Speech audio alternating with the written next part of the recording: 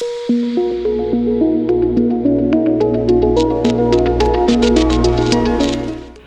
morning, Bangalore, and good morning all across the world who are watching me live. So first thing, TLDR. I know 15 minutes seems like very big, right? Even 15 minutes is like if you are getting bored, 15 minutes like very like an hour and 15 hours. So for those who doesn't have that much time, React Native is multi-threaded. That's the talk. If you want to go now, you can go. So what is that meaning? Like why I think React Native is multi-threaded? So first, let's start with the introduction. My name is Darshan Ponikar. I work as a software engineer at Geekyans. I'm all about tech. I work with a lot of side projects, even they don't see the day of light. Apart from the tech side, I am very big, like a fan of sitcoms, and I am a very big fan of MCU as well. So yeah, I work around side projects and React Native, especially React Native in latest 1.5 year. I did a lot of research on that. So I'm just gonna share my journey with you guys. Apart from that, you can reach me out on Twitter, Gmails, Fearless, and LinkedIn, and which we can talk about anything around front-end engineering. So before we start, here's a quick disclaimer. The thing that I'm about to share you is a little tad advanced, so it's okay if you don't get it right now, that's fine. Don't scratch your head and don't just go away from the talk. I know React Native was a complex, and it's gonna be a complex because there are so many things involved right now. So don't worry, I will make it simpler like ordering a pizza online. So let's get started. So the truth about React Native. Now I know there are so many people right now in this hall must be using React Native for a very long time, right? And now you must be wondering, hey, wait a minute, are you making this up? Like React Native is a single-threaded framework, right? It's not a multi-threaded framework. But the truth is, when you say React Native is a single-threaded framework, you are speaking about JavaScript. Yeah, that's the culprit. This yellow square and the JS thing. That's the one is a single-threaded language. JavaScript designed the way, I think we all know that it's a single-threaded programming language. It can do one thing at the one time. So if I just paint the entire thing for you, we have so many things right now. We don't have just a JavaScript like Nissan stock. He was just showing the C++ code, and I think some of them like, oh my god, what is it? Like we haven't seen anything beyond the JavaScript, like C++ and all. So don't worry, when we talk about React Native, this many things has been involved, and there are so many things. This is just like a trailer. Even people are using Rust in React Native. Can you imagine that? Rust is like being a part of React Native now. Swift, Java, C++ coding, and so on. So as you can see, React Native is a very complex system that we are web engineers, right? And why we choose React Native? Because we love JavaScript. JavaScript is like our old friend, and choosing a JavaScript is like a good option for us. But when we build a React Native app, there are so many things involved, so don't worry about it. So another thing is, let's talk about threading. Now, I want to take a look here that I'm not going to talk about how to build an app in React Native. I'm just going to talk about the mental model. I want you to build your mental model when you are building a React Native app. So generally, we have two types of threads. Like, JavaScript code runs on JS runtime. So JS runtime has their own thread. And here we have a native UI thread, in which typically your Java code and your iOS code, something like Objective-C codes run under the hood. Now this is really simple, right? Your JavaScript need a JS runtime, so they have their own thread. Now the thing is, it's in very high level overview. What happens is that these two threads communicate with each other. Yeah, they have to communicate with each other. It's like a two different universe that try to communicate with each other, like a black hole and so many things going on in cosmic universe. So how this thing happen? Now we all know, we all have rant about the bridge thing. Like, bridge sucks. React Native sucks. It doesn't work pretty well because of this bridge. This bridge deserialize and serialize everything. But I think that's not the entire picture.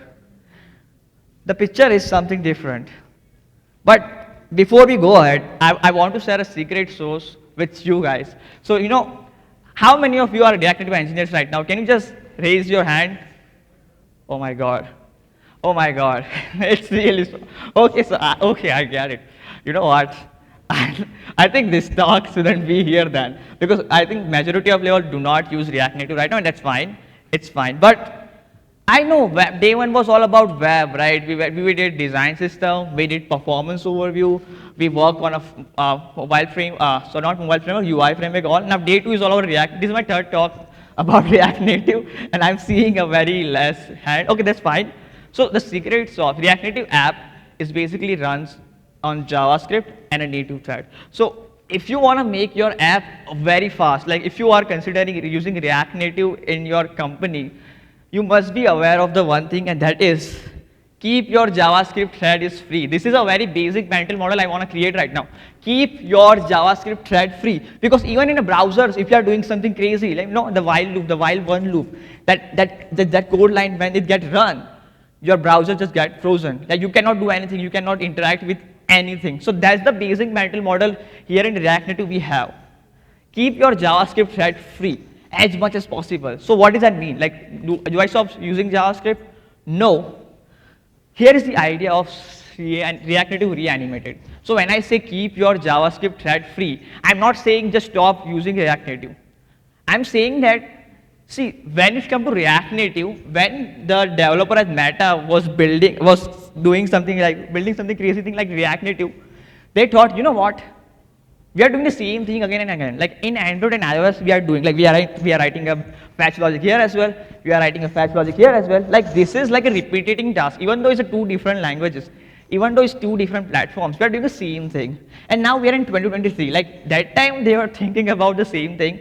Now you will see a lot of talk about universal code base. Like we are trying to, unify Android, iOS, Windows, Mac OS in a single code base. But is it even possible? Like we are going towards that journey, but it's gonna be really hard. But here is my mental model when it's come to React Native. Your JavaScript is only supposed to handle your business logics, like fetching calls, maybe filling a form, making an API request, and all. Apart from that, everything is like a binding. So what does that mean? So this is what Reanimated was generated. Reanimated is an animation library that claims that they can run 60 FPS animation on your Android and iOS device. When React Native animation was there, it was very laggy. I promise, I was feeling like quitting React Native, and I was okay with React Native. I was like, let's try web. Web is so good. React Native is so pain. I think so many of you have used React Native, but it was really painful experience, and that's fine. So the idea was very simple. Keep everything, keep all the native implementation on your UI thread, and let JavaScript thread control it. It's like a Spider-Man movie, right? You have two different multiverses, but you don't know how to communicate with them. This thread, you basically you're trying your best to communicate between this thread, but you can't do anything. So what React Native Reanimated does that, it basically runs your animation entirely on UI thread, and your JS thread basically control it. So it's basically like remote work, like a work from home thing. You're basically instructing everything from the JavaScript thread, and your entire code runs on a UI thread. That's the basic idea, and that's how your JavaScript thread can be free all the time, because everything is running on a UI thread, and your JavaScript thread is basically controls it, like starting the animation, stopping the animation, maybe retriggering the animation. So that's how this works. So your UI thread is hero. That means your native environment like Java, iOS, Objective-C, they are the hero here, right? You cannot rely on JavaScript all the time. You have to use a native bindings, and that is what about JSI, JavaScript interface. Now Nissan has already tried her very best to explain the JavaScript interface, and I think if you are in a React Native world for more than 2 years or maybe 1.5 years, you must hear this word, 3 words, JSI. Now what does that mean? This means that JavaScript interface. Now React Native was a bit of experiment, right? It was a really experiment that happened at Meta, and now everyone is doing that. That what if we use a single language and it will just communicate with two different platforms, Android and iOS. We will send some instruction from the JavaScript world, and then we will basically communicate with them. So now the problem is that bridge was pretty much slow, because it was just sending a message passing data, like serializing and deserializing stuff. So then we came up with something like a JavaScript that basically tried to bring these two things closer, like your JavaScript world and native world. Now, so when the JSI introduced in 2020, I think the last year they officially released the new architecture in React Native, and everyone was so happy. You know what? Yeah, man, this is my time. I'm gonna have a performance like full app. But the thing was really, I mean, it was a bit weird, and we were like very disappointed because this is the benchmark of a new architecture and old architecture. As you can see, the new architecture is doing pretty much 27 percentage and 54 percentage. It was supposed to do a 99 percentage, right? It was like half of the current performance of the architecture. So, what went wrong? Well, new architecture, the React Native. I think JavaScript itself is evolving a lot. So when we say, a new architecture, and this is not limited to React Native as well. This is limited. This topic is very broad because JavaScript is dominating the entire ecosystem right now. Everyone is trying to using JavaScript in mobile, in Node, and maybe Vision Pro is going, like the Apple Vision Pro is also going to use the same thing. So it's not about performance, but it's about communication. How your JavaScript API communicate with your platform APIs. It's not about how well performant is your JavaScript is. So let's see a very quick example of how native implementation and a JavaScript interface. So this is something like, so what I'm trying to do here is that I'm trying to visualize how browser communicate with the JavaScript and how React Native communicates with the JavaScript. So browser basically, set timeout function. The truth is set timeout function would never been implemented in JavaScript. There is a native bindings there. So what your JavaScript does is that it basically calls that function, and here you are using the C++ function. So if you try to debug this set timeout, you will see something, a C++ code that I'm not going to show you right now because you're going to scare. Now listen up again. Let's recap. First, JavaScript cannot do everything. It's a single-threaded language, so please don't try to do everything on JavaScript. Don't try, you know what, I'm going to do everything on JavaScript. Like, I'm going to run animation, I'm just going to call the third-level API as well. It's not going to happen. So please keep your JavaScript thread free as much as possible. Keep your business logic in JavaScript as we discussed. Something that is beyond the JS, keep it on a native side.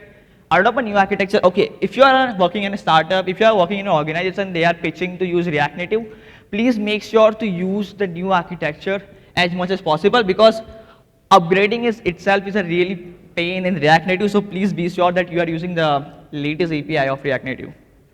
Now, so the solution is something like is that when you say don't do anything in JavaScript and use native side of code, like write the Java binding and all, so are you saying that just use Java or just use Objective-C instead of JavaScript? No. There is something called Expo. Expo is a framework that was, I think, a wrapper around React Native that was built a very long time ago in 2016 when the React Native officially came. They realized that web engineers cannot build mobile app because it is really hard. So they came up with the Expo, and Expo basically provide you seamless, from the day one it provided you seamless developer experience. So it has an ecosystem, it has a good developer experience, it has a plugins, it has a robust Expo modules. Now I am running out of time a little bit.